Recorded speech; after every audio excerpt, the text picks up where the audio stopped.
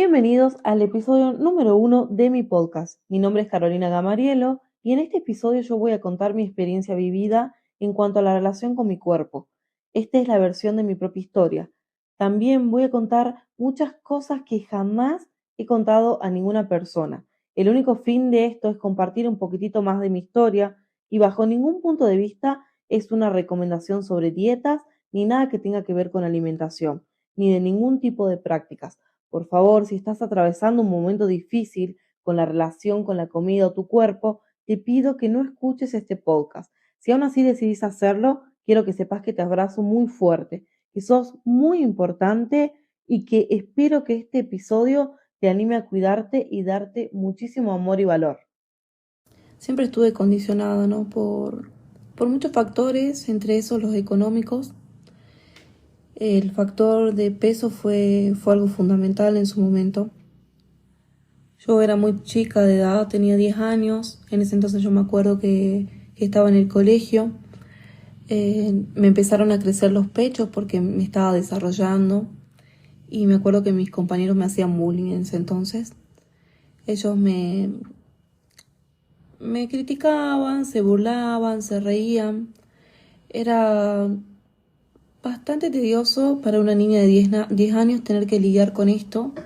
Tenés que decirle primero a tu mamá bueno, que te sentías incómoda, que querías comprar un corpiño porque ya era algo que te estaba pesando, ya no solamente por las críticas y por lo que decían los compañeros que uno tenía, sino básicamente porque el cuerpo te empezaba a pesar, ¿no?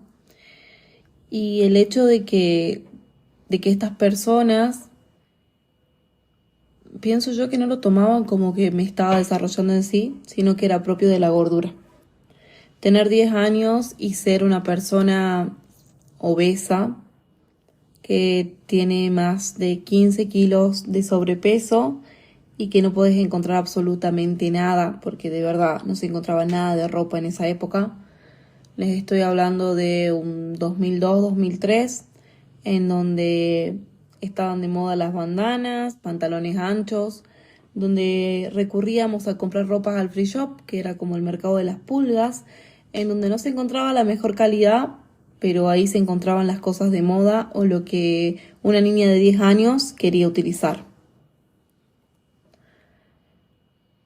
Bueno, fue muy difícil en sí tener que soportar el hecho de estas críticas y encima tener que buscar ropa acorde a la edad. Yo ya desde chica sabía que era lo que me gustaba, me encantaba la moda, me encantaba el color, me encantaba destacar y me encantaba vestir diferente. Teníamos un grupo de amigos muy grande en el barrio, en ese entonces por Salta Capital, barrio bancario zona sur. Éramos un montón, realmente un montón de personas. Mis amigos en sí, no sentía yo ni esa queja, ni esa crítica, ni esa mirada absurda. Creo que era más bien yo la que me ponía esa mirada crítica, ese ojo o ese dedo juzgador. Yo misma era la que por ahí me sentía condicionada y me sentía mal. Pero era de lo que ya traía, ¿no? Del colegio. Y empecé a querer hacer algo. Escuchaba por ahí mis tías que me decían que no coma tanto. A veces cuando compraban helados para mis otras primas, a mí en vez de comprarme un helado de crema bañado en chocolate, me compraban un helado de agua. Tener que regularme cuando tenía hambre. En ese entonces yo ni siquiera podía reconocer si era hambre real o era hambre emocional. No sabía si era esa carencia que tenía de una mamá presente o de un papá que se tenía que ocupar de un montón de cosas que conllevaba tener una mamá enferma. Los problemas económicos también fueron como un gran condicionante en ese entonces, porque yo lo veía a mi papá, que él siempre estaba pensando y buscando nuevas maneras de hacer dinero para poder traer el pan a la casa. Recordaba cómo nos recorríamos varias cuadras y llegábamos a 2 barrios paralelos que eran dentro de todo cerca, pero en ese momento para mí 20 cuadras era un montón, porque era una niña y los pasos son más cortos. Que él le pedía pan, magdalenas y hasta incluso cosas del día anterior o de 2 días antes para que él se lo dé. Su primo, con todo el amor del mundo, le regalaba esas cosas. Había muchos días que nosotros teníamos que tomar té con pan duro, mate cocido. No había otra instancia y no había otra opción. Tampoco podríamos quejarnos. Mi mamá enferma y mi papá ahí él luchándola, remándola como podía, tratando de conseguir trabajo, siendo obeso. 130 kilos pesaba mi papá.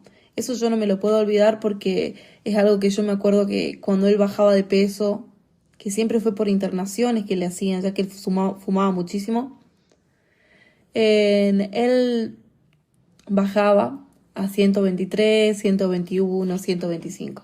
Y siempre el 120 y pico fue un gran aliciente para mi papá y se ponía súper contento. Y nosotros también, si bien cuando yo lo abrazaba a él, era como que mis manos nunca llegaban a cubrirle el alrededor, por más que yo estire lo máximo posible el alrededor de su abdomen, porque era bastante largo, por así decirlo. Fue difícil el hecho de tener un papá que trataba de remarlas con todas sus fuerzas y tratar de sacarnos adelante a mí, a mi hermana, a mi mamá también y a la familia, porque en ese entonces vivíamos con mis abuelos y mi tío. Tener que ver de proveer, ¿no? De cocinar para tantas personas. Siempre recaíamos en torrejitas de arroz, en por ahí cosas como fideo casero con salsa. Hacía 1 tonelada de salsa y la congelaba y después la iba descongelando. Y cosas así llenas de harinas que hoy por hoy les puedo decir que si yo tendría la posibilidad de comer diferente en ese entonces, creo que lo haría. Yo no me había dado cuenta hasta hace unos meses lo que produce la harina en mí, en mi cuerpo, en mi mente, en mi cerebro, cómo me hace mal, cómo me genera adicción, me genera un estado de depresión, un estado de que no tengo ganas de hacer absolutamente nada. Por ahí me esfuerzo a hacer esas cosas que sé que tengo que hacer o los pendientes, pero mi estado de ánimo baja sublimemente. Y no les estoy recomendando para nada que dejen de comer las harinas, simplemente les estoy contando cómo a mí me hacen sentir las harinas y los azúcares en sí. Bueno, allá por esa época, con 10 años de edad, tratando de bajar de peso. Mis compañeras de colegio, mis 2 mejores amigas, hiper delgaditas, y yo tratando de bajar algo de peso. Empecé haciendo dietas hiper estrictas. Dietas que no recomendaría a nadie, menos a una niña, con un montón de cosas que te pasan por la cabeza y con esos problemas y las hormonas a flor de piel. Primero que la dieta de la manzana, que era una dieta que solamente comías manzana y agua. Un día estaba en el supermercado, fui con mi mamá, fuimos a comprar un par de cosas al Hiper Libertad. Yo llevaba el carro, estábamos en la caja por pagar y me desmayé. Pegué un grito porque empecé a sentir un zumbido muy fuerte en el oído. Me desmayé por la presión. No recuerdo si fue alta, si fue baja. La verdad que nunca quise como recordar ese episodio hasta ahora. Pero yo en ese momento me desmayé. Ni siquiera era que era una persona delgada, para nada. Había bajado un par de kilos a costa de estos especies de ayunos y de comer solo manzana. Pero ese día no sé si se me bajó, se me subió la presión, pero sentí que el mundo se derrumbó. En ese momento me dio mucho miedo porque pensé qué va a hacer mi mamá solita. Y me dio mucha tristeza y mucha pena lo que yo le hice sentir a ella. Yo sentí que mi mamá se preocupó un montón. Entonces yo dije, perdón mamá, cuando me desperté, y le dije, ya no voy a hacer este tipo de cosas. Yo creo que en ese momento tomé conciencia, plena conciencia, de que no solamente me estaba haciendo daño a mí y a mi cuerpo, sino también a mi mamá y a mis seres queridos. Por eso como que paré. Pero el hecho de parar fue solamente por un par de días, por no decirles horas, porque después otra vez retomaba. Esta vuelta era la manzana y era, cuando me esté por desmayar, voy a comer un pedacito de queso. Y así fue como de 98 kilos, estando en la escuela, entre los 10 y los 14 años, haciendo un montón de dietas, bajé a 68 kilos. Había bajado más de 30 kilos, me sentía súper bien. Y en ese entonces escuché una palabra que nunca antes había escuchado. Ana y Mía. Busqué en internet para ver qué significaba. Y resulta ser que Ana significaba anoréxica. Una mujer anoréxica, que está orgullosa de ser anoréxica. O eso por lo menos es lo que yo había entendido. Es una persona que básicamente no come y que deja que la grasa de su cuerpo se vaya yendo, como así también sus músculos y sus sueños. Mía significaba una persona que se restringía todo el día en comer y llegaba a un punto en el día, o tal vez de aguantar varios días sin comer, que ya no daba más. Y se atraconaba con comida al punto tal, después de comer y sentirse culpable, autoinducirse el vómito. Y así era. Esas dos palabras estaban muy de moda y eran palabras que me habían pegado y que yo decidí leer. Encontré muchos blogs, encontré mucho apoyo de tanto mías como Ana. Y grave error. Muy chica, me dejé meter esas ideas a la cabeza. Me dejé meter esas ideas a la cabeza, siendo tan pequeña. Empecé a leer, encontraba un grupo de apoyo, encontraba personas que querían exactamente lo mismo que yo, personas que querían bajar de peso, personas que se sentían gordas, personas que se sentían totalmente miserables. Y por eso fue que yo me metía en esos blogs, me suscribía y leía. También comentaba, también les dejaba mensajes de aliento a esas mujeres para que sigan bajando de peso. Yo me acuerdo, y creo que nunca me voy a olvidar, que había personas que pesaban 40 kilos, 42 kilos y se seguían viendo gordas y que querían tener un hueco entre sus piernas para que no le choquen las rodillas. Yo en ese entonces, con 68 kilos, me volvía anoréxica. El tema es el siguiente. No puedes ser gorda y anoréxica, según la sociedad. Pero yo en ese entonces no comía. No comía absolutamente nada. Solamente comía, cuando me estaba por desmayar, un poquitito de algo. Tal vez una tajadita de manzana, un pedacito de queso, una nuez. Algo como para no desfallecer. El tema es que yo tenía mucha grasa en mi cuerpo en ese entonces. Después quise probar con Mía, quise probar vomitando. Lo intenté un par de veces, pero me dolía mucho la garganta. Entonces para mí era más fácil cerrar la boca, no comer directamente. Pero esto nunca lo acompañé del ejercicio, mucho menos que se lo iba a contar a mis padres. Trataba de ocultarlo.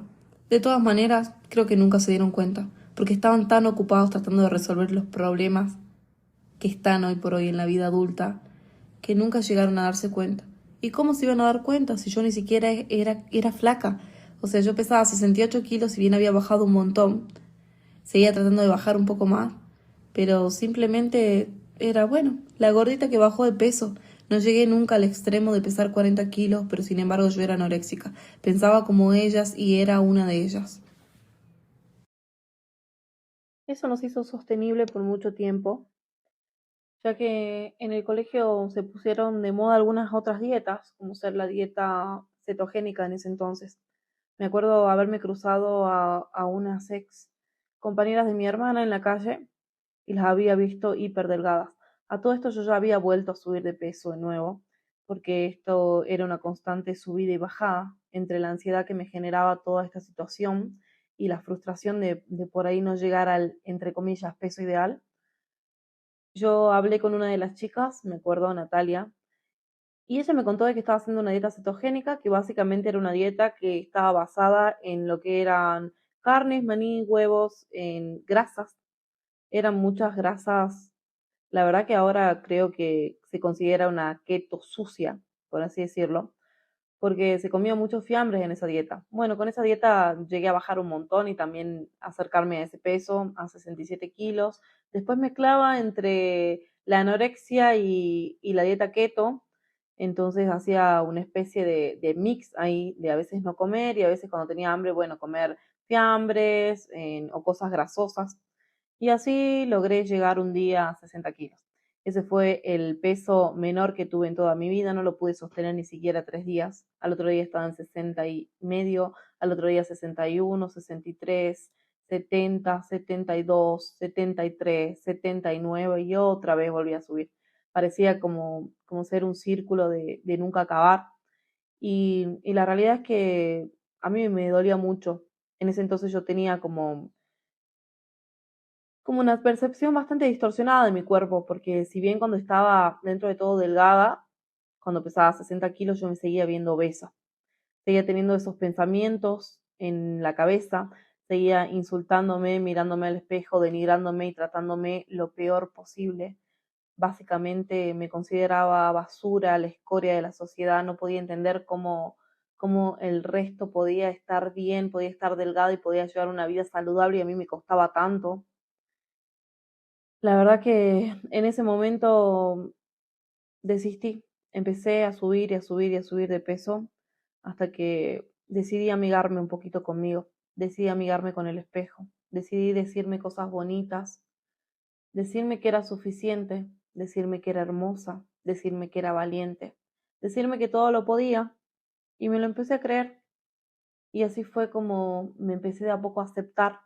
Me costó mucho y me dolió muchísimo, pero cuando el número pasaba de las 3 cifras, cuando ya era ciento y algo, ahí nuevamente una alerta, una alarma se prendía en mí y decía, tengo que hacer algo.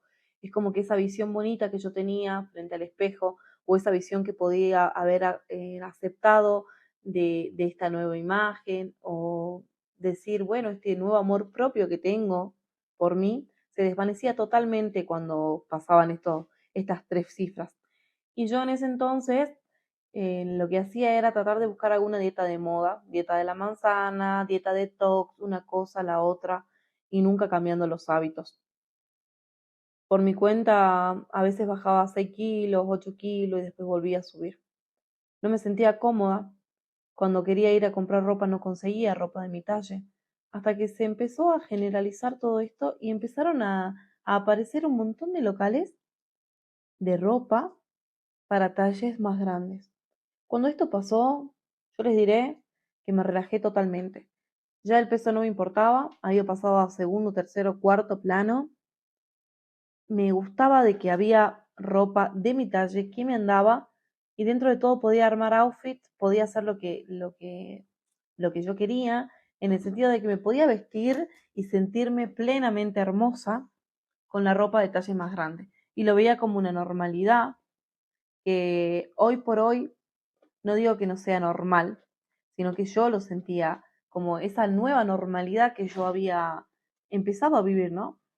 Teniendo sobrepeso, en donde pasé a un talle 56 de pantalón, a donde usaba talle 5, 6, sin ningún problema, cuando hoy por hoy en Argentina un talle normal es considerado hasta el L, que realmente son confecciones muy chicas las que tienen acá en Argentina. Yo más bien, si hago una comparación con los talles de marcas del exterior, les puedo decir de que yo hoy por hoy, pesando 82 kilos, soy un talle M o S en el exterior. Entonces, los talles de acá no son muy reales y por ahí no hay que guiarse, ¿no? De los talles, sino tratar de buscar la manera de uno sentirse cómoda y aceptarse a una misma sin poner en riesgo la salud, eso sí, eso es lo que yo aprendí a lo largo de este tiempo, de que yo ya no quiero poner en riesgo la salud, ya no se trata del peso únicamente, para mí va un poquito más allá, ¿no? Empecé a trabajar muchísimas cosas, nuevamente la aceptación, el amor propio, entender que muchas veces la estructura ósea del cuerpo, ciertos condicionantes, ciertos patrones que tenemos, ya sean hereditarios o no, pueden afectar y puede ser que a uno le cueste mucho llegar a esa meta soñada o ese número que tiene en la cabeza. Y ahí es cuando juega el amor, ¿no? El amor que uno va cultivando en uno mismo.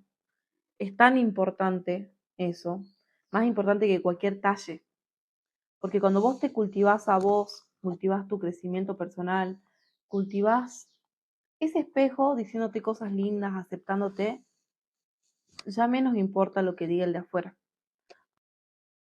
Existen claves, porque creo que también ustedes están acá para escuchar y aprender un poco de esto, ¿no? existen ciertas claves que me han funcionado a lo largo de todos los intentos que hice de bajar de peso y de mantenerme más saludable. Son ciertas cosas que desconocía que siempre estaban presentes, pero que indirectamente sí lo estaban y que me ayudaron muchísimo a sanar tanto emocionalmente como la parte física. Y ustedes me dirán, pero ¿qué tiene que ver la alimentación o el agua con la parte emocional? Y la verdad que sí, que tiene mucho que ver. Porque cuando uno está gorda y te decís soy gorda, porque no lo tomás como una condición, sino como que vos sos eso, te empieza a afectar y en muchas áreas. Esas claves que yo les voy a contar son cosas básicas que seguramente la escucharon un montón de veces y esto va desde mi experiencia personal. Son cosas tan pequeñas pero que funcionan muy bien como moverse, no quedarse quieto. Si te tenés que bajar de colectivo un par de cuadras antes, hacelo, movete, trata de moverte a la primera hora en la mañana. Tomar agua, mucha agua, 2, 3 litros de agua, pero agua pura, no mate, no té, sino agua. Por ahí cuando nos olvidamos de tomar agua porque simplemente nos olvidamos, confundimos hambre con sed. Sentimos algo en el estómago, muchas veces pensamos que es hambre, pero me ha pasado de que era sed. Priorizar las proteínas. Creo que eso es algo clave que últimamente en este tiempo he estado descubriendo esto con mi nutricionista, de cómo mi cuerpo acopla de una manera tan linda las proteínas y cuando le falta cómo pierdo músculo. Es impresionante. Es tan importante conocer el tipo de cuerpo que tiene uno, guiarse por un profesional, porque no todos somos iguales. Yo no les puedo dar consejitos o tips, simplemente les estoy contando la experiencia, porque a mí el hecho de priorizar las proteínas en este último tiempo, el hecho de reducir los procesados, el hecho de elegir mejor los alimentos es realmente lo que me está ayudando.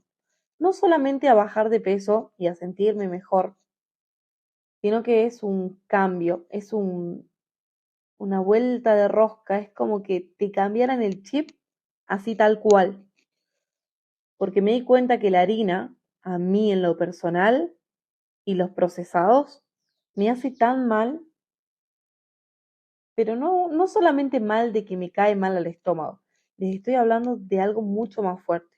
A mí esas cosas me terminan por deprimirme. Empiezo a sentir menos fuerza, más desgano, básicamente no tengo ganas de hacer nada, todo me cuesta el doble o el triple, me siento hiper pesada. En cambio, cuando me mantengo en una línea más saludable, en donde la mayor parte de mis calorías van por proteínas y dejo de lado estos refinados, ultraprocesados y azúcares más bien para los fines de semana, o en el caso de nosotras las mujeres, cuando estamos como en el síndrome premenstrual, siempre uno tiene esas ganas, o por lo menos la gran mayoría de mujeres a las que consulté, de comer cosas dulces. Trato de dejar estos elementos para esos momentos de mayor ansiedad en donde mi cuerpo me pide eso. Pero la proteína hoy por hoy está siendo una aliada increíble. Yo no sabía esto, yo pensaba que era la grasa en su momento. Haciendo esta dieta cetogénica, esta dieta keto, pero no. Hoy por hoy a mí me está funcionando esto y obviamente es el caso particular de cada persona.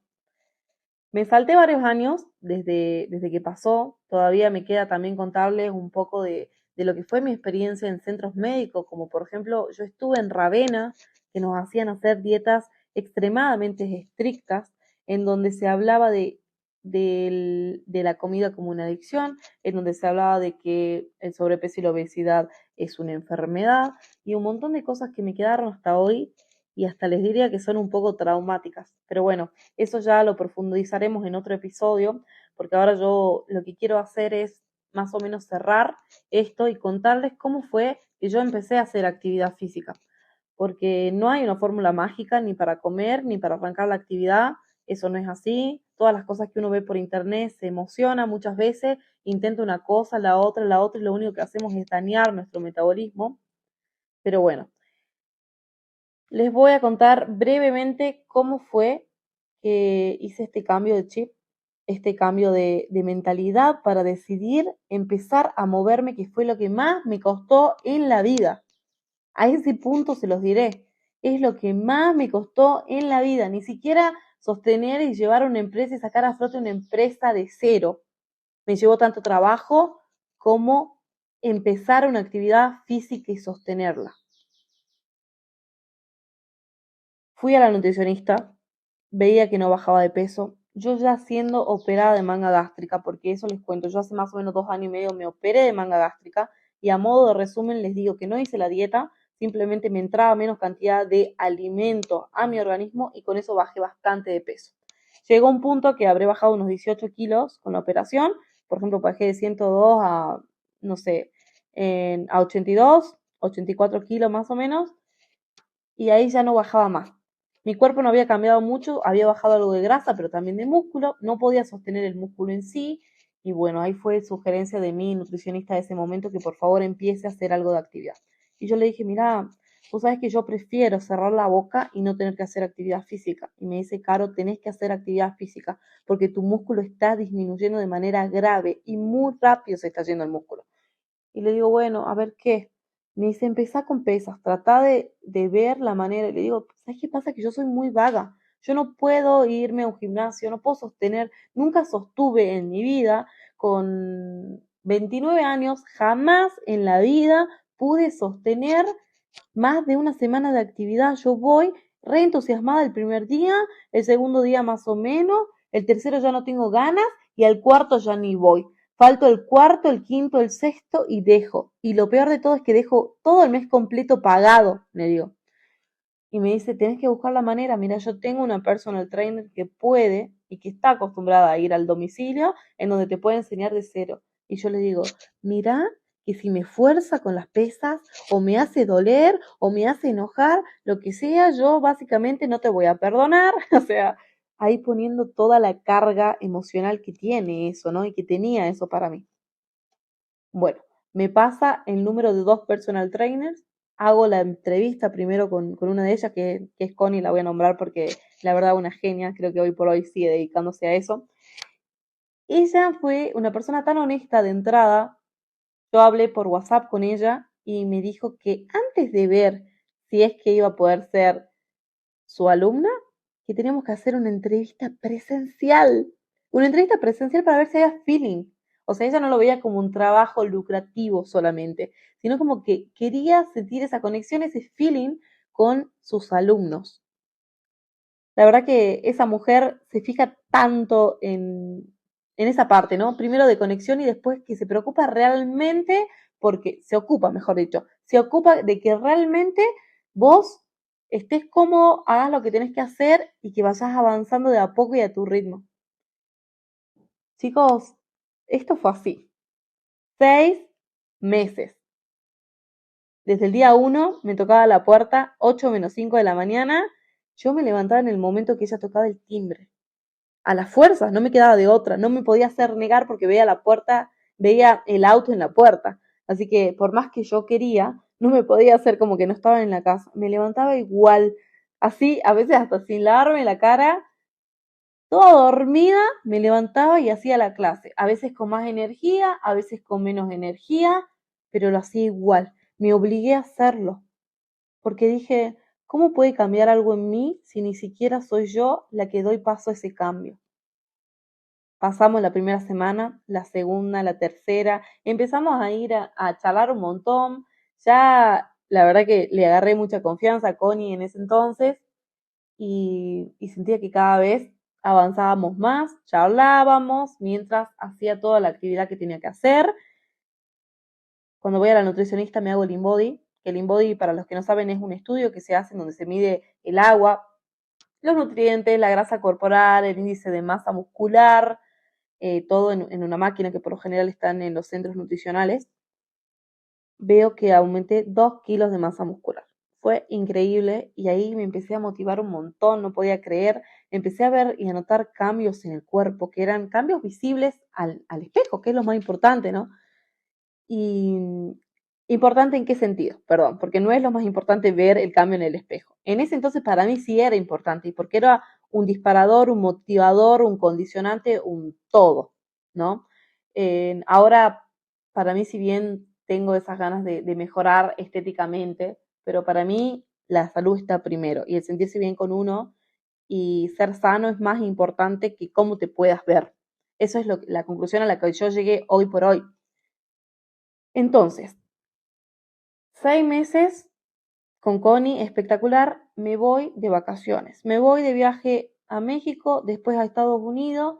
A todo esto mi hermana me comentó de que, de que está buenísimo el gimnasio donde ella iba.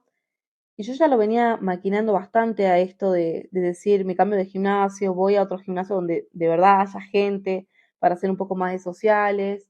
Eso era lo que yo pensaba, ¿no? Y entonces mi hermana me dice, ¿por qué no venís a SIL? Me dice, Silvana Magnolia. Es la campeona sudamericana del fitness. Y yo le dije, ¿qué? No, le digo, yo no quiero quedar así. O sea, yo no quiero quedar como todas esas chicas que parecen hombres, porque ese era mi pensamiento antes de empezar a entrenar. Pensé que iba a quedar gigantesca, grandota.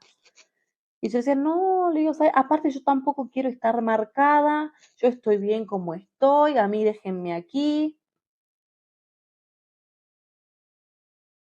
Ella me decía que el gimnasio era realmente genial, que le cambió la vida. Yo veía mucho cambio físico en ella, también cambio a nivel anímico, pero creo que ahí se activó un miedo interno, ¿no? Un miedo de este especie de fracaso que tuve un montón de veces que intenté ir a gimnasios con gente que nunca me pude adaptar y no me pude acoplar. Y también estaba ese miedo de decirle a Connie, Connie, te dejo. Básicamente era tan difícil, fue muy difícil en ese entonces tomar la decisión. Le estuve maquinando 2, 3 días hasta que un día caminando por las calles de Nueva York veo una publicidad, veo una chica que la verdad no les puedo decir que era una chica que pesaba 50, 60 kilos porque no, debe estar tranquilamente entre los 70 y los 80, solamente tenía curvas, no se la veía marcada, pero sí se veían como que los músculos estaban endurecidos y es como que de alguna manera vi esa imagen y me vi. Y dije, a mí me gustaría estar así. Le mandé la foto a mi hermana y le digo, mira, yo puedo ir o puedo probar de ir, pero yo quiero quedar así. Le mandé. Vos preguntale a tu profesora si ella me puede dejar a mí ahí.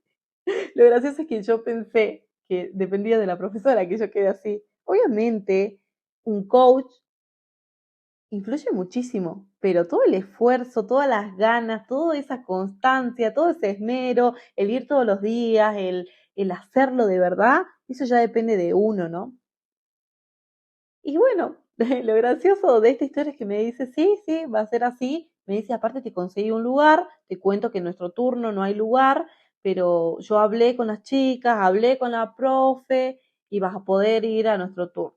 Y yo le dije, bueno, Antonella se llama mi hermana, le digo, yo voy a ir, ni bien vuelvo de viaje.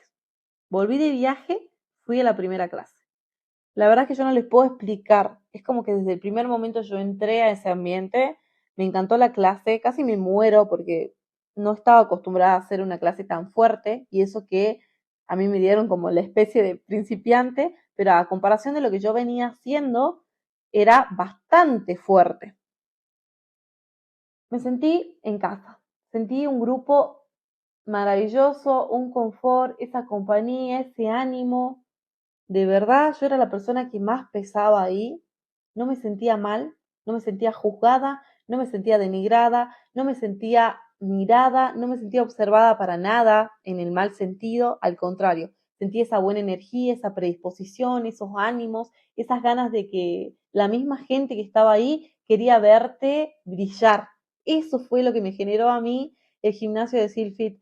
La verdad que yo no les puedo explicar la alegría y la emoción y por eso muchas veces ustedes me ven en historias que yo muestro y que comento. Es un gimnasio que es fuera de lo común, fuera de serie, porque hacemos retos a veces de alimentación, nos ponemos a hacer TikTok, Reel, saca lo mejor de mí y es algo que nunca en la vida pude imaginar. Hace un poco más de un año y medio que vengo sosteniendo la actividad entre lo que me ayudó Connie en su momento, que fueron 6 meses, casi 7, y en lo que estoy en Silfit, y me cambió realmente la vida. Yo hoy les puedo decir de que no puedo estar sin actividad física, el cuerpo me lo pide. Yo llegué a amar la actividad, me gusta lo que siento. Y yo no puedo creer que lo que estoy diciendo de verdad porque parece mentira, porque lo intenté tantas veces, me caí, me levanté, me caí, me levanté, millón de veces que fui a gimnasio tras gimnasio, que pagaba la cuota entera y que de verdad dejaba las 2 o 3 clases y que yo no entendía cómo la gente de afuera, la gente que sí hace actividad, que sí tiene una rutina, que sale a correr o que hace gimnasio, pesas, no sé, baile, cómo pueden sostener y cómo podían decir de que era algo que no podían dejar y que les hacía bien. Yo nunca experimenté ese bienestar hasta que no llegaron estas 2 personas a mi vida. Con Connie y Sil, yo sinceramente siento que pasé a otro nivel, como que pude descubrir y al fin experimentar por carne propia, o en carne propia, mejor dicho, lo que se sentía eso de lo que todo el mundo hablaba. Fue increíble, es increíble. Ahora me voy organizando porque surgen por ahí invitaciones también de ciertas personas para ir a entrenar. A veces voy también a otros gimnasios, porque ya la actividad física es parte de mi vida. Y si bien sigo pesando lo mismo, lo que me pasó a mí ahora, con 82 kilos, es que yo hice mucho recambio de grasa por masa muscular. Ese es el tema. Así que bueno, la verdad que corto acá, se las dejo, porque vamos a continuar seguramente en un segundo podcast, pero anímense. La verdad que es lo mejor que les puede pasar en la vida, animarse y desafiarse a ustedes mismos y dándose ese amor que realmente se merece. Hasta el próximo podcast.